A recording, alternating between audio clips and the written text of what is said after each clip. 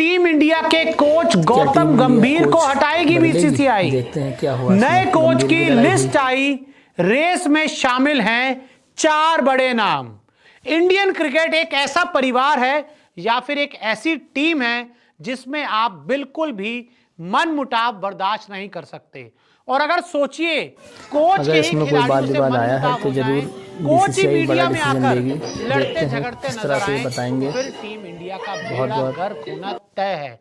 तो क्या इन सब चीजों को ध्यान में रखकर आप इसमें जानेंगे कि बीसीसीआई गौतम गंभीर को हटाने वाली है? क्या है आइए पूरा मामला, जानते हैं पूरी बात। बताते हैं। गंभीर के रवैये से खिलाड़ी नाराज। जी हां, अब ये जो ओडीआई सीरीज खत्म हुई है उसके बाद ये खबर आई है कि गौतम गंभीर के रवैये से, गौतम गंभीर के तौर तरीकों से जो खिलाड़ी हैं वो पूरी तरह से नाराज हैं। कोच खिलाड़ियों के बीच मनमुटाव।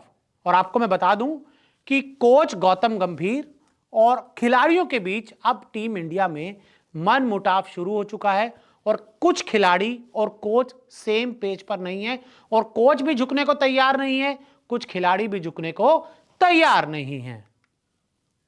पीसी में भी बार बार भड़क रहे हैं गंभीर।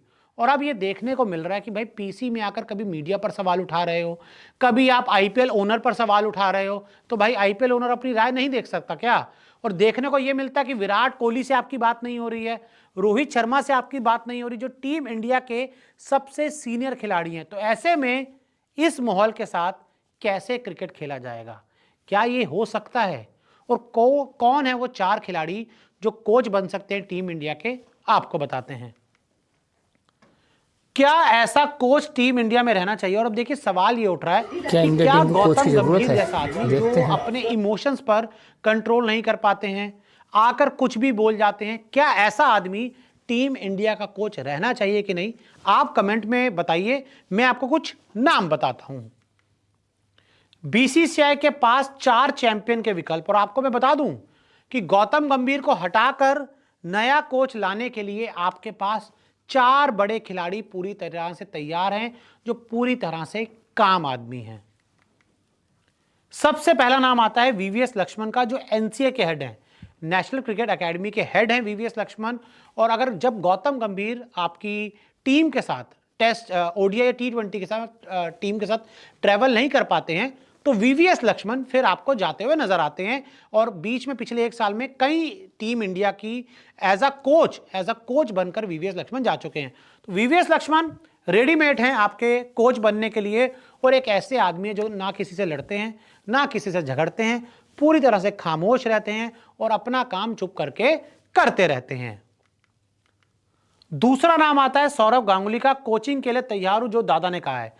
कुछ समय पहले सौरव गांगुली भी इंटरेस्टेड है इंडियन कोच के लिए। जहां उन्होंने साफ कहा कि अगर आगे चल के मेरे पास मौका मिलता है तो मैं भाई टीम इंडिया की कोचिंग करने के लिए तैयार हूं। सौरव गांगुली अपने टाइम पे बहुत एग्रेसिव कप्तान थे, सच्चाई है, लेकिन पिछले कुछ सालों में हमने देखा है कि सौरव गांगुली पूरी तरह से मेलो डाउन हो चुके हैं। अगर आके वो इंटरव्यूज देते हैं, स्टेटमेंट देते हैं, तो उनको पता होता है क्या बोलना है, कितना बोलना है और किसके लिए बोलना है। तो ऐसे में सौरव गांगुली भी इंडियन टीम में जोश ला सकते हैं और टीम को आगे लेके जा सकते हैं। तो ऐसे में दादा भी एक विकल्प हो सकते हैं। तीसरा विकल्प आशीष नेहरा, जीटी के सफल कोच। अब गुजरात टाइटंस को आशीष नेहरा ने काफी बुलंदियों तक पहुंचाया, पहले हार्दिक पांड्या के साथ मिलकर, फिर शुभमन गिल के साथ मिलकर। और देखने को मिलता है कि आशीष नेहरा भी मैदान पर एग्रेसिव नजर आते हैं, लेकिन ऑन द फील्ड बड़े काम आदमी है, बड़े कंपोज आदमी, ज्यादा लाइमलाइट में ही नहीं आते कि ज्यादा प्रेस कॉन्फ्रेंसेस में आएंगे, ये कहेंगे वो कहेंगे, नहीं। बहुत ही अच्छे आदमी हैं, गोवा में वैसे तो ऑल टाइम रहते हैं, लेकिन क्या वो तैयार होंगे टीम इंडिया के साथ 10 महीने ट्रैवल करने के लिए, ये बहुत बड़ा सवाल है। लेकिन आशीष नेहरा एक बहुत अच्छा विकल्प है।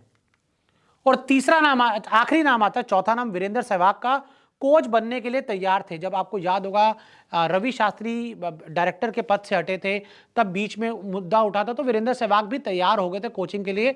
लेकिन उन्होंने शर्त रखी थी कि भाई मुझे डायरेक्ट कोच बना दो, मैं कोई आवेदन नहीं दूंगा, मैं कोई एप्लीकेशन नहीं भरूंगा, मैं ऐसा कुछ नहीं करूंगा, मैं डायरेक्ट आकर कोच की जो भूमिका है उसमें आके बैठ जाऊंगा और अपनी टीम पूरी तरह से लेकर आऊंगा।